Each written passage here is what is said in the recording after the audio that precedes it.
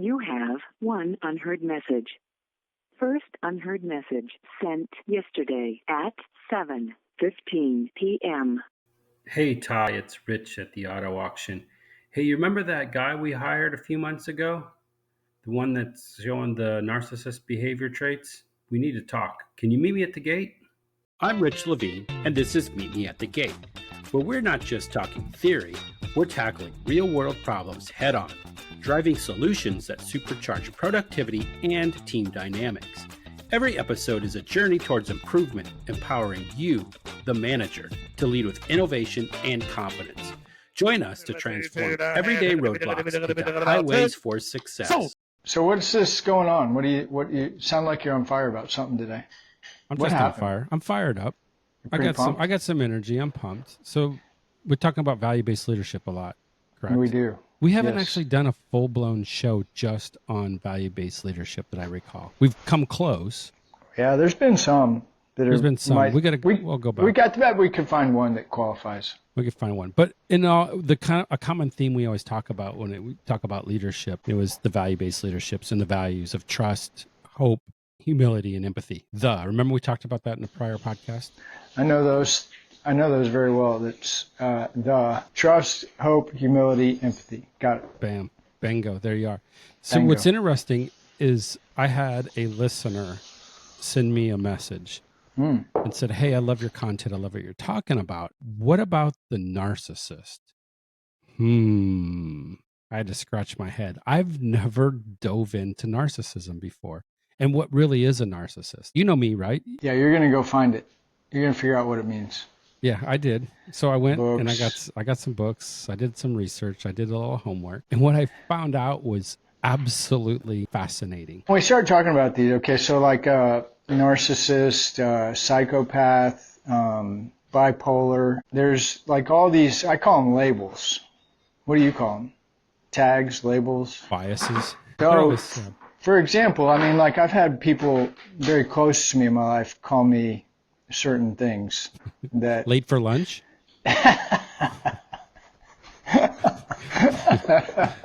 Early for dinner. Early for dinner. Hey, that's positive. That's a positive outlook. Yeah, I was early for dinner. Cheers to that. But anyway, You have so coffee, I got water. as we go through this, I'm kind of interested to learn because I never took the time to figure out what they meant when they were calling me bad names. Well, nobody should call anybody a bad name, but unfortunately it happens. I guess where I'm wondering, before we get into real definitions, which I should probably hold this question, but like, Fire away. are there full-blown, like, yeah, for sure, 100%, this individual is a full-blown narcissist, no doubt. But he's the only one that doesn't know it. How does that work? I think or he or she. That is part of it right there, is that he or she does not know it. I'm not a psychiatrist. I'm not a psychologist. I mean, so I've got a degree in behavioral science, a master's degree in behavioral science. And it doesn't make me qualified really to say, hey, Ty, you're a narcissist, or Ty, you're not a narcissist. I can safely say, Ty, you're not a narcissist. But to qualify somebody as a narcissist, I mean, it's going a long way. And I think this term probably gets used a little more, lately. But here's one of the most fascinating things. So as you recall, one of my pride and joys is writing my book. Mm-hmm.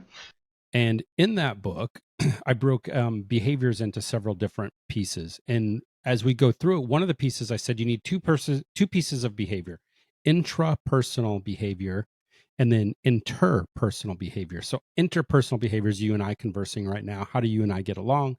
What do I do to help you? What do you do to help me? How do we work together? How do we collaborate? Everybody knows pretty much what interpersonal is. That's what you do. That's how you build relationships. But the intrapersonal is what comes from within. So what is within you? And that is really one key thing. It's called self-awareness. We talk a lot about the DISC, right? The 4 letters of the DISC, D-I-S-C, dominant, influential, steady, and compliance. And I like to use that because that grows self-awareness or helps you become more self-aware as a person. So the first thing I discovered doing my homework on what a narcissist is that they have an exaggerated sense of their self, and they're superficial, and everything begins and ends with them. So let's translate that. They have zero self-awareness. Yeah. So sign number 1 is zero self-awareness. Yeah. They Okay. probably think they're self-aware. So in other words, what is self-awareness? Self-awareness is having an understanding of how your actions, your behaviors influence, affect, or cause other reactions, motivations, or whatever in other people. That's basically what self-awareness is. So if I do something and I yell at you and really don't care about you as a person, I have no self-awareness because I'm just being a jackwagon Hmm. and being a jerk, and I'm only worried about me. And so that's where the narcissism comes in, is they have this superficial, they believe everything is about them. But there's some other things that happens too. So not only do they lack self-awareness, I just tipped off another one, they lack empathy. So what is one of my values? Trust, hope, humility, empathy. So they lack empathy. So as I start going through and I start reading this stuff, and I didn't even know I was onto it. So I'm building, a culture based on those 4 values. And then somebody says, hey, well, let's talk about narcissism. Now 2 of those are blown out of the water right away. Self-awareness and empathy. It's like, bam, gone. And then to beg, they really don't trust anybody. There is a complete lack of trust when it comes to narcissists. Oh, so they don't trust. So where are we at? We got self-awareness. What was the second one you just? Yeah, they lack self-awareness, they lack empathy, and they lack trust. Trust. Lack self-awareness, lack empathy, lack trust. Yeah. Okay. And here's another interesting thing, too, that a narcissist doesn't like. They can't handle failure. Hang on. I feel like I need an ink pen. Go for it. Yeah. Hang on. I want to be able to keep track of this. This is good stuff. I got a paper. I got a pen. Now, number 1 was self-awareness. Yep. Number 1 is they lack self-awareness. A lack of. So these are signs that somebody can quite possibly be a narcissist. Again, we're not psychologists, so they lack self-awareness. Okay. 2 was empathy, right? Yep. They lack empathy. Empathy, lack. So these are all lacking. Self-awareness, empathy, trust. Trust was the last one. There was one in between. They lack trust. Absolutely. What was the other one? There was 4 so far. No, that was 3. There's 3. There's just 3. We're just on 3. Yeah. That's all I got for you. I mean, that's it. That's a narcissist. Now we can start diving into. Well, when I hear self-awareness, I think reading the room. That's more interpersonal, because now you're looking at other communications. You're looking for other people. So self-awareness is got to be around your actions. What do your actions do, not what other people's actions do? You're saying that reading the room's interpersonal?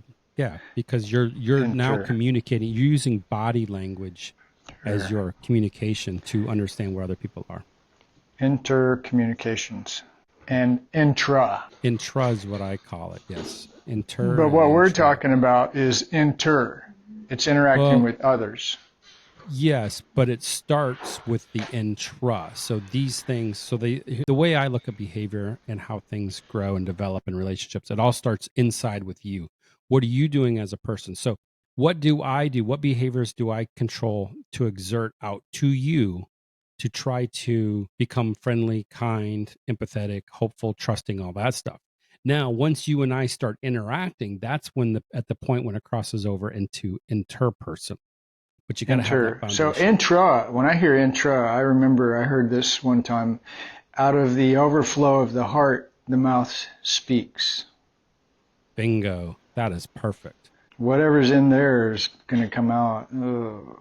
Yep. And so, and here goes into another piece of might help describe a narcissist. They're manipulative and they have overly negative thoughts. Whoa. Or emotions. Manipulative, and what were the thoughts? Negative thoughts. Negative thoughts. You're living in the negative, living in the negative world. Negative Nancy? Yeah. Karen's. Karen and negative Nancy. Wow. So we take the stereotype of Karen that everybody's blown out of proportion in social media. Karen is a narcissist.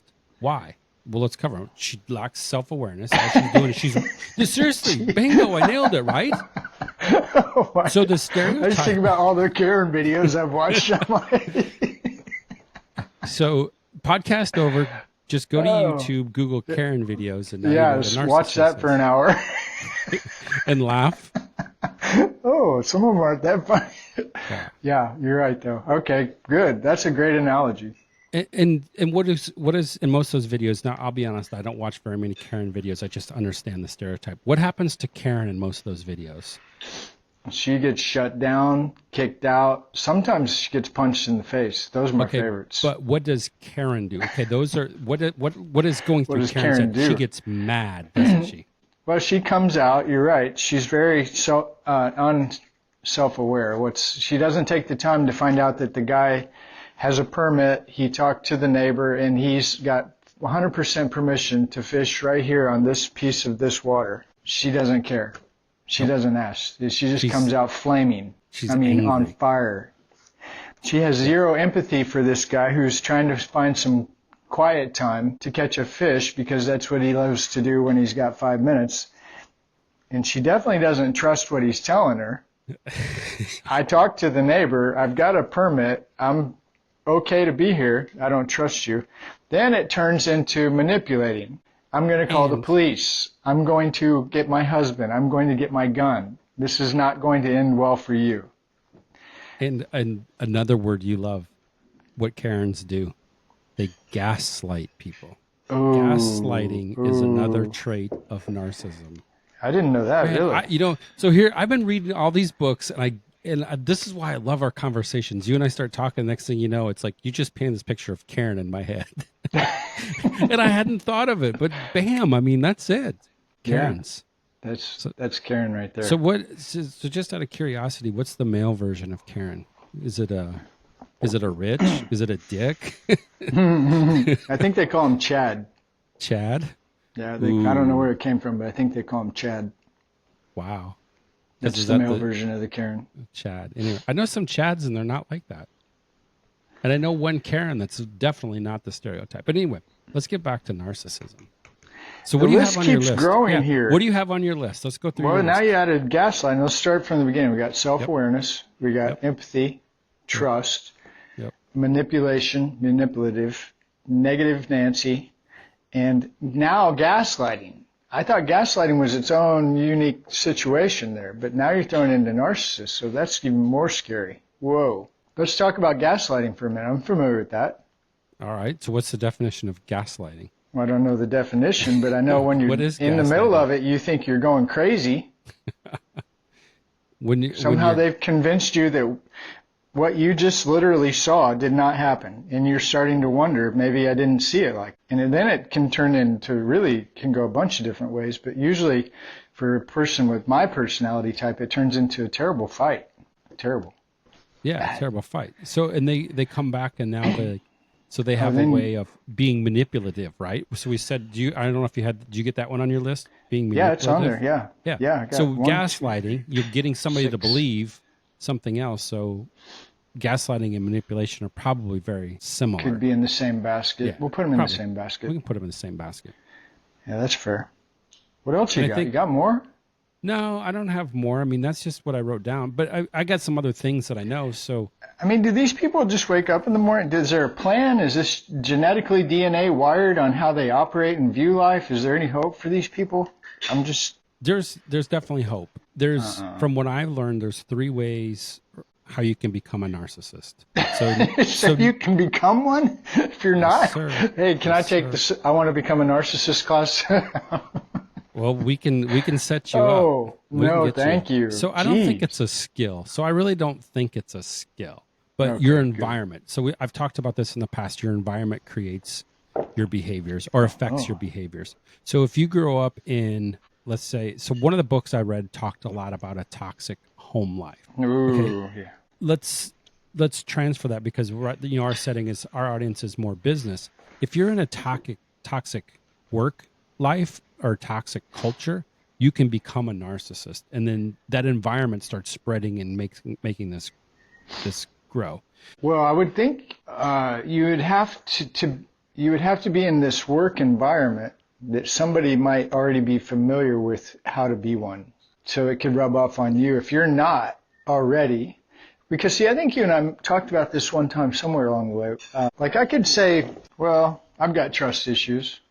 And sometimes I'm pretty negative, but I can't check all the boxes. I can only check some of them. Yeah. So I don't necessarily qualify. So if I'm hanging around somebody who's full blown, they can fan the flame for the couple 2 that I've already got and maybe catch fire to empathy, manipulation, gaslighting, and I can pick one of those and become really good at it and start doing it to other people. Now, is that because I don't like my coworkers, or I don't like my job, or is that well, and you're right. I mean, geez, what do we spend at work? 40 plus hours a week? Yeah. So you're hanging around, spending a lot of time with people. Yeah. And there's a couple things. So the environment creates it. And here's another thing about human behavior. Negative thoughts stick in the human mind twice as long as a positive thought. And this has been proven out through research. A negative thought stays in the mind how long? Twice as long. Twice as long. Is a positive thought. And I'll give you an example. Yeah, give me an example. This is a very big example with a very large population of people. Let's go back to the Great Recession, 2008, 2009. Yeah. Okay. They did some surveys back then of the consumer confidence. The economy actually started coming back pretty strong, roughly 2011, I want to say 2012. Yeah. And it started coming back. It did. Okay. It just is perfect. I love this. Okay. But the consumer confidence index didn't start coming back until twice as long as the period that was officially declared as the recession. So let's just say it was 2 years. We were in a recession for 2 years. Maybe it was 4 years. But let's just use 2 years. It took the consumer index 4 years to recover to say, okay, now I'm good with the economy. I'm back on track. And people are different. You might take a negative thought and it might stick in your brain for 2 minutes. Okay. I might hear the same negative thought from somebody else and it might stick in my head for 2 weeks. But whatever it is the positive side of that's going to last half the length of the negative side. And so you have to train your brain to think positive. That's a natural human being instinct for survival. So if we go back to caveman times and you walk out of your cave in the morning and you have to go hunt for food. Off in the distance, you see a beige object. The brain has to decide, is that today's lunch and it's a lion, you're going to go kill it, or is that a rock and you're safe?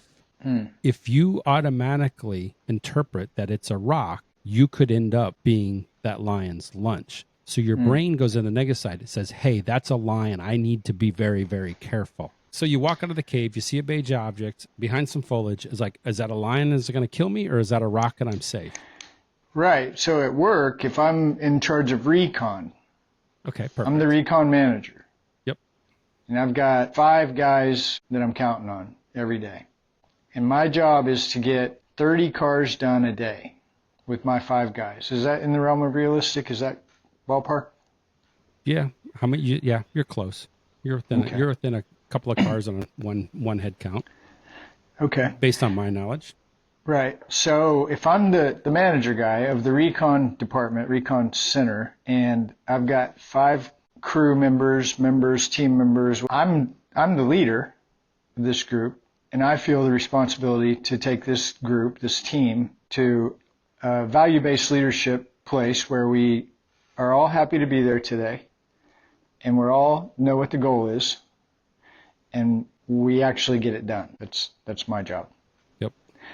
So in my team, I got somebody who's constantly telling the entire team, we can't get this done, guys. This is so stupid.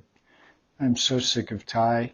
He walks around like we could just snap our fingers and 30 cars magically come here, let me show you this car right here. Look inside this. Are you kidding me? So that guy on my team spends 15 to 20 minutes a day making sure that the other team members know how crazy Ty is and how we can't get this done. And so I pull him aside. Hey, buddy, I love having you here. You're amazing. And you're a big part of this team. And there's something that I've noticed that I would like to address. Where's Kelly Kimball when you need her? She's walking the dog tonight. This is where's Kelly. We're getting into HR. We always get in trouble when she's not here. Yep. We do HR. Yes, we do. Oh, crap. That's why we do this. Yeah, so anyway, I have a meeting with the guy. We talk about it. I say, here's what I noticed. Can you please stop doing that and sign this piece of paper? Right? You go straight for the paper. You might want to wait on that once or twice. Yeah, that's it. You are correct. But then as a manager, and see, this is where it gets fun to me, a leader. So I'm the chosen leader for this. You run an auction. You picked me. You needed a new manager to run this recon shop, and you wanted to get to 10 guys, and you want to do 60 cars a day because you got some hotshot sales guy out there running around getting dealer consignment cars like nobody's business, and then your fleet keeps getting bigger. Your commercial accounts are going nuts. I mean, you got 3,000 cars on the ground. What are we doing? So you need somebody in there that can motivate. So if I do that, and I tell this guy, I need you on here, blah, blah, whatever I need. I'm looking at myself thinking, as the manager, what environment do I want? And how do I want it to look? And I definitely don't want negative Nancy. I definitely don't want gaslighting. And I do think trust is real important. So if somebody's running around destroying trust or questioning trust, meaning we all know that you have to wipe the glass off. Everybody knows that, and you only wiped half the glass off. Okay, so let's how do we deal with this? Okay, so let's go back. Do we have to identify it first? Let's rewind. Okay, yeah, I get so excited. No, let's rewind your story. So your person, what you gave me, you told me about the description of your person. Couldn't get it done. Talking to all the people, trying to tell them how we can't get it done, and you're finding obstacles instead of opportunities. So let's go through the list you wrote down. So is that person creating trust? Probably not. What's next on our list? It was self-awareness. Are they self-aware about their behavior? Nope. Absolutely not. Are they overly negative? Which let's talk about self-aware in that context for just a second. So what that to me would look like is they come in and they could care less about the meeting we all just came out of less than 5 minutes ago that said, I love you guys, I appreciate you guys, we can do this, I'm going to help you today. Let's go, ready, go. Walk out of the room, under 3 minutes, completely not self-aware of what just happened and starts in on, this is stupid, he's stupid, that's stupid, I hate this. They've got, as we talked about that kind of in the beginning, that they have an exaggerated sense of self. So you were talking to them in the meeting about them, and you were talking about a team, and they leave and they quickly interpreted that wasn't about me as an individual, so that was a shit meeting. There you go. Okay, so if it's not about me, that's self-aware. So it really needs to be more about me and what I think about it. Just, yeah, we're getting kind of dicey here. But on the self-awareness side, so go back to your story, and this person's running around telling everybody, hey, this isn't going to work. That's, we're not going to get this done. Ty's full of BS, all the negative stuff, right? So he's lacking self-awareness in the sense that he doesn't understand that the actions that he's employing or using is causing more negativity and more conflict. But what is he doing? So we start going through your list. He's breaking down trust. He's not being empathetic. He's not being self-aware. He's being manipulative. He's being I think I said overly negative. And he's gaslighting, right? He's trying to convince people that his version of the story is right. We're never going to get this done. There's only one thing you can do with that individual. Okay. You probably have to go through a process. We probably need to get Kelly involved. You talk to him, you write him up, you fire him. Yeah. You're going to have to coach him. I mean, that's just the cut and dried version, but you can try to coach these people. What is the chance that a narcissist is actually going to listen? That's where I'm like, that's why I went straight for the first write-up. Here, come here, sign this, by the way. You're just cutthroat. Cutthroat. But, so I'm looking at, I know you, I know a little bit about your situation. I think, as we're having this conversation, I want to get to the GM and ask the GM, do your managers understand value-based leadership and what they encounter? Because I think, here's the thing, this is a fun story. I had the opportunity to go to Tulsa, Oklahoma, and I went to the most incredible thing I've seen so far in 24 years. 3 different wholesale mega whatevers they are. No idea what they are. Mega but sellers? They make, they sell cars, but they go through and so it's, it's probably similar to stuff you've got as an auction. Do you want us to clean the car? Well, how much? Okay. Do you want us to repair the windshield? Okay. Do you want us to the list? Yeah. So they make a contract with either a big wholesaler, big retailer, somebody doing a lot of volume, and you bring all your cars over here. And I'm looking at, yeah, recon. It's a recon facility, absolutely, like a hub. So as the reason I'm bringing this up is because I think there's a tendency to overlook the people that are doing the dirty work and kind of they're beneath me. Does that make sense? So now you're saying the boss is a narcissist? Is that where you're going? No, I'm wanting to make sure that the boss understands the value of these people that are doing the dirty work that sometimes are very annoying and dirty and stink. The car or the people? So, see, I feel sorry for these people because they always get the jokes all the time. And you're like, that is a hard, I've cleaned my own car more than once, but I'm looking at somebody, if that's what you did all day long was clean cars. It's a different type. It's a different world. Look at how many you've been to the auction I work at. Look how many vehicles we have come in with logos and wraps on them. We have a team that does nothing but de-identify, pulling decals off 8-9 hours. Right. Okay. Well, so really hard job, really very important job, and I think tell me if I'm wrong. You're in the middle of every day. I saw it yesterday. It seems like it's high pressure, time sensitive, very no play. You get a 15-minute break, make it 14, and let's keep rolling. Yeah. So let's take that scenario because it plays into your story perfectly, right? So it's go, go, go. We got to get this stuff done. And you try to balance in the value-based leadership. But let's take the individual you said that's always negative that may or may not be a narcissist. We're categorizing this person as a narcissist in this story. But what's being happened to him? When you're saying go, go, go, get these cars done, we got to get them done, you're actually attacking them, or they feel attacked. Go back to my story about the guy walking out of the cave and sees a lion or a rock. If he sees a lion, he feels like he's being attacked, and he goes into fight or flight mode. Okay, now, fast forward, lions are no longer an issue. We don't live in caves anymore, but the human brain still works the same way. It hasn't advanced that much in all this time. So now you go and say, hey, you got to get all these cars done, and you only got so much time to do, blah, blah, blah. Get moving, get your ass in gear, quit stinking, quit smelling, get working. You're attacking them, or they're interpreting it as attack. So now you've put them in fight or flight mode. That's a negative mindset that puts them into protection. So then they start going into other things. Now you have to be self-aware to understand what's going on. Hey, I signed up for this job. I needed a paycheck. They're actually giving me some work to do. The check cashes every week. Ty's a really good guy. He's taking care of me. This organization's great. But for whatever reason, they can't get their brain out of the negative. And instead of opportunities, they see obstacles. And in order to survive, then they start going to the next step.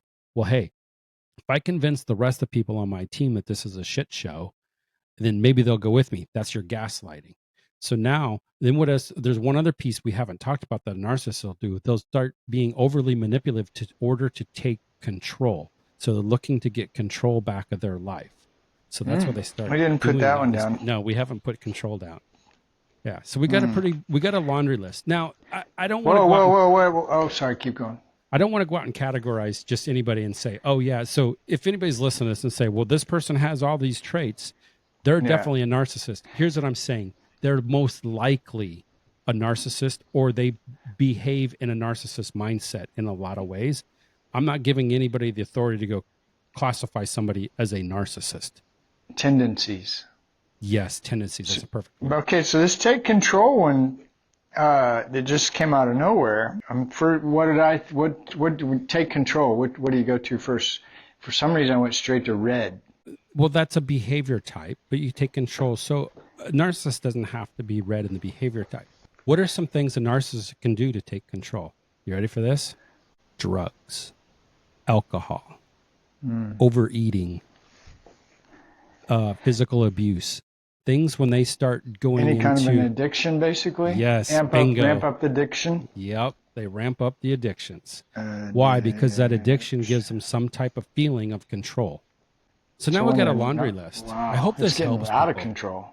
It is out of control. So now you can kind of see why it's so difficult. And we've only been on, we've got 30 minutes roughly, and here's all the top types of behaviors or traits, tendencies that could point to somebody is quite possibly a narcissist. And see, this is where I have a hard time with like this, even the word narcissist at work.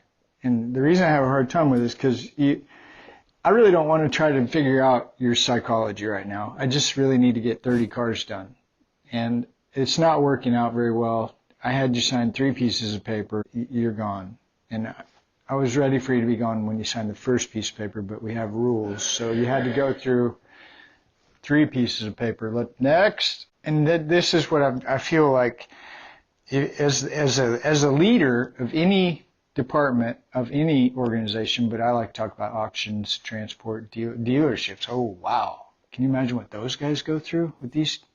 Sorry, dealers. Love the dealers. Show me shirt, Rich. We love you. It's love the dealers. We got to run the camera down. There it is. Love the dealers. Yeah, we love you guys. We know you got plenty of other people that you got to deal with. This is the retail customer. That's it.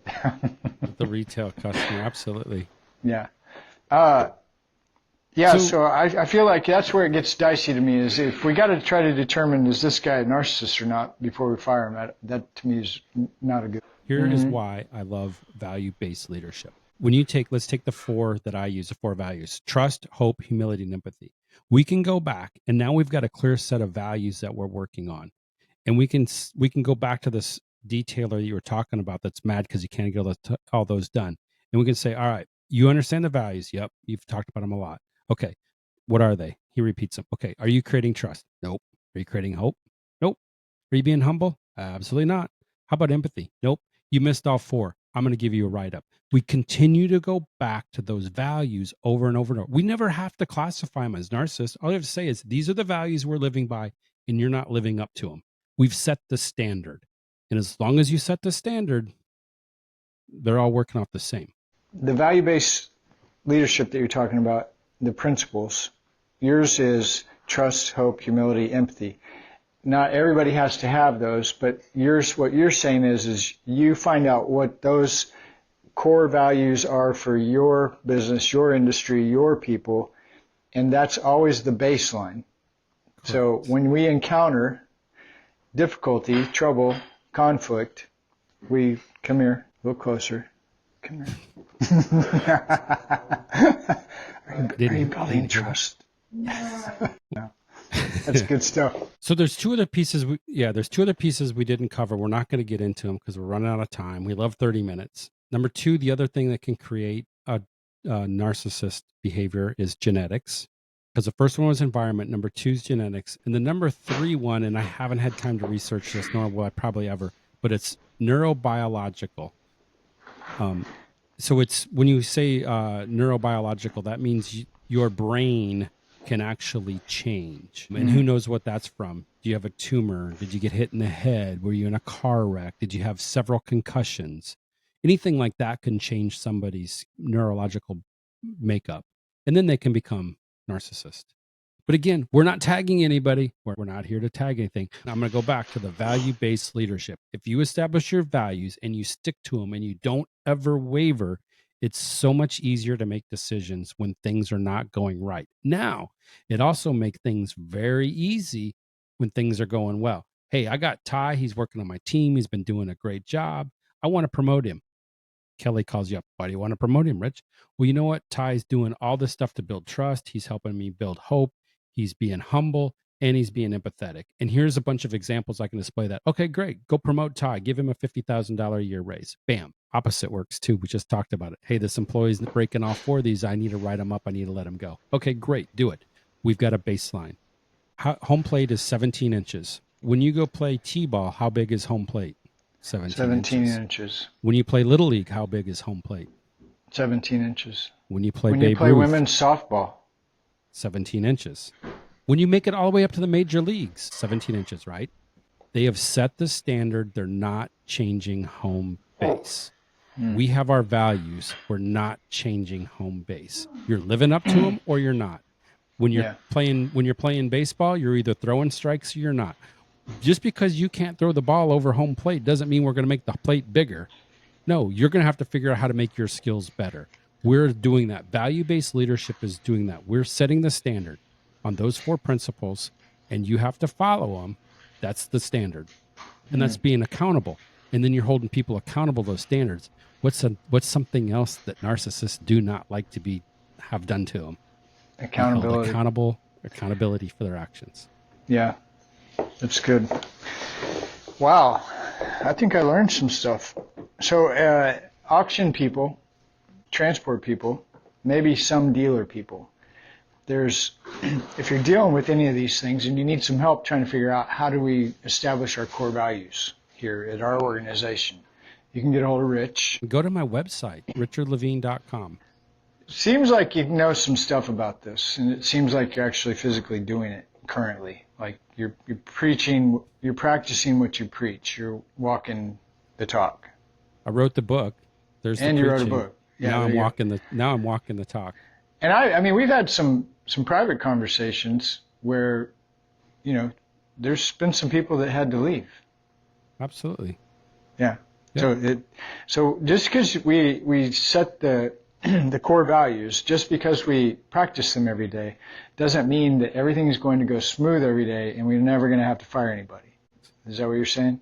But when they ask me to widen home plate and I say no, we've drawn the line in the sand. Correct. We're not going to do it. It's not fair. Well, I think I'm really impressed with the way you talked and what you know, and I think that's amazing. Yeah, I'd get a hold of you because I think I would imagine there are people that might even be actually doing this but don't know what they're doing. There might be people that are not doing this and need to do it. And there might be people that are like, well, we're trying it, but it's just not working. We need help. I mean, is that real? That's real. I'm here to help. I was one of those lost souls at one time. And it's okay to be lost. Yeah, we're here to help. Thank you for joining me on this episode of Meet Me at the Gate. I hope the conversations help to fuel your drive and equip you with insights to steer your team towards success. Remember, the road to success is always under construction. And until next time, keep your engines revving and your gas tanks full.